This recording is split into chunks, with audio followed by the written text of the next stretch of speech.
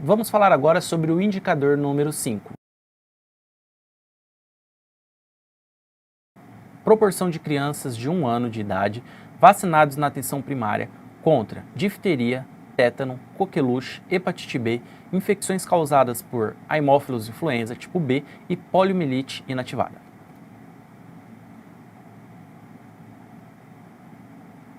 É muito importante saber que este indicador ele foi dividido nas suas diversas composições da vacina Penta, justamente para atender um requisito dos municípios na falta da vacina Penta. Então, existia aí um tempo onde muitos foram prejudicados por conta desse indicador, considerando que houve uma falta do envio dessa vacina para o Ministério da Saúde. Então, o que foi feito? Foi dividido essa Penta em suas vacinas individuais, para que caso o município possua essas vacinas, ele aplique-as e não perca o indicador, né, de forma individualizada, essas vacinas. Então, por isso que ele está descrito desta forma. Então, ele beneficia agora os municípios.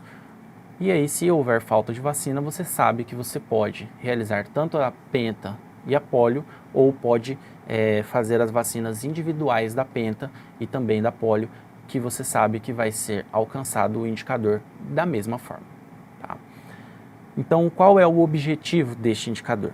É mensurar o nível de proteção da população infantil contra as doenças imunopreveníveis citadas mediante o cumprimento do esquema básico de vacinação de Penta e polio no primeiro ano de vida.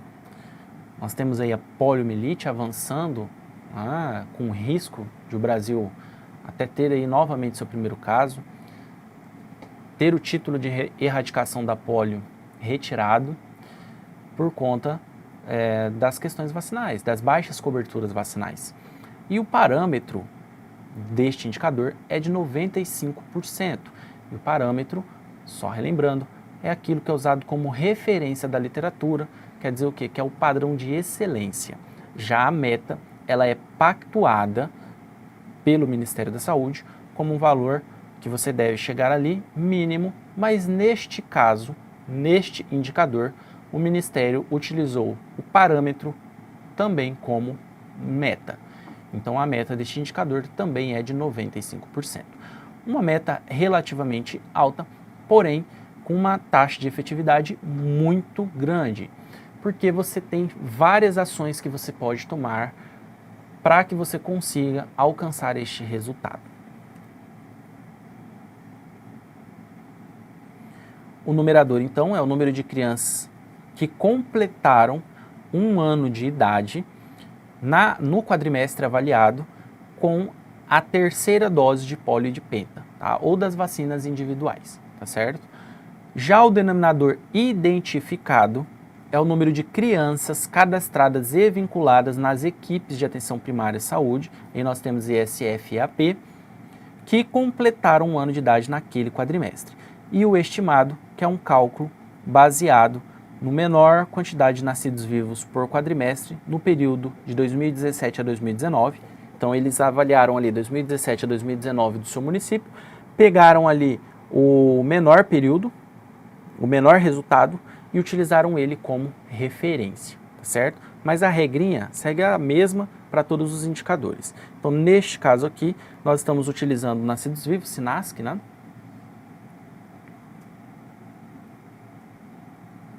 Somente para a gente relembrar, o denominador estimado é calculado a partir de um censo ou de uma referência. Neste caso, nós estamos utilizando o SINASC, Sistema de Nascidos Vivos.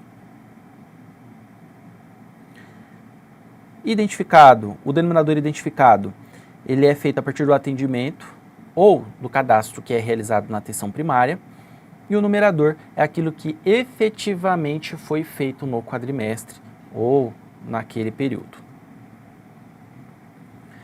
E não podemos esquecer da regrinha. Se o denominador identificado ele for abaixo de 85% do denominador estimado, nós sempre vamos considerar o estimado como referência. Tá? Eu trago aquele quadro para a gente lembrar. Então, se você tem aí no seu município 1.000 crianças na faixa etária de 1 ano de vida que estão sendo avaliados naquele quadrimestre. Se você quer ter acesso a esse dado, basta acessar o e-gestor. Tá? Tá? No relatórios públicos você vai ter essa informação. Então, o seu dado estimado é de 1.000 crianças na faixa etária de 1 ano. Você tem cadastrado 890 pessoas. 890 crianças você tem cadastrado. Se você for fazer uma proporção disso, você vai ter 89% dessas 1.000 que você deveria, que é o estimado, né, que espera-se que você tivesse, mas você tem 89% desses 1.000. Esse 89%, ele é maior ou igual do que o denominador estimado? Então, nós temos 89%, sim, ele é maior. Então, a resposta sim, nós vamos considerar quem? O denominador identificado, quer dizer que esse seu 89% ele será contabilizado no fim. Então, 890 crianças, por exemplo, você atendeu 800 crianças, então você vai ter aí o seu indicador 800 de 890 possíveis. Então, veja que a regra muda. Se você tivesse, por exemplo, 70%, então você usaria o estimado. Então, o estimado é de 1.000. Então, você teria 700 crianças atendidas de 1.000. Quer dizer, a sua proporção, o seu resultado, o seu dado do indicador, ele seria muito abaixo por conta da falta do cadastro. Então, por isso é importante manter o cadastro sempre atualizado e sempre o mais completo possível. Então, tá aqui, ó, a criança que nasce ali em janeiro, em dezembro, que é quando ela vai estar próximo de completar ali o seu primeiro ano de vida, certo? Então, até 31 de dezembro, ó, criança que nasceu em 1º de janeiro, ali em 31 de dezembro, ela vai completando ali o seu ano de vida, então ela passa a fazer parte do quadrimestre de avaliação, ó, ela entrou aqui no mês de dezembro. Então, de dezembro para trás, nós vamos olhar tudo que essa criança fez de vacina. Então, ela está com as 3 doses de pólio? Sim, tem pólio. Está com as 3 doses de penta? Sim, tem as 3 doses de penta. Então, essa criança será contabilizada dentro do indicador. Caso ela não tenha um ou outro, ou não tenha as duas, ela vai ser negativada. Quer dizer assim, você tem uma criança, conseguiu, então você tem 100%. Você tem uma criança e não conseguiu, então você não tem aquele dado, tá certo? Então você tem 0% e deveria ter alcançado 100%. Então essa que é a regra.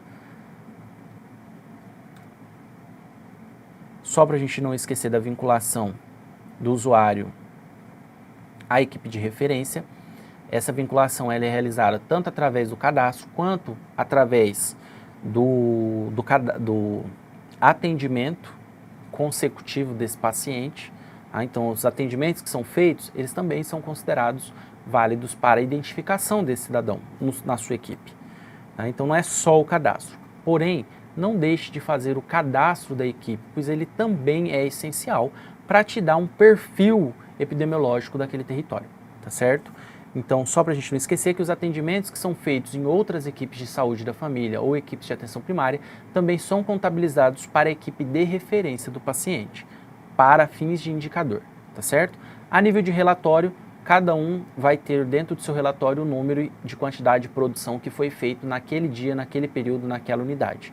Para fins de indicador, o que fez lá na unidade B vai ser contabilizada na A, caso ela possua o cadastro daquele paciente, e vice-versa, tá certo?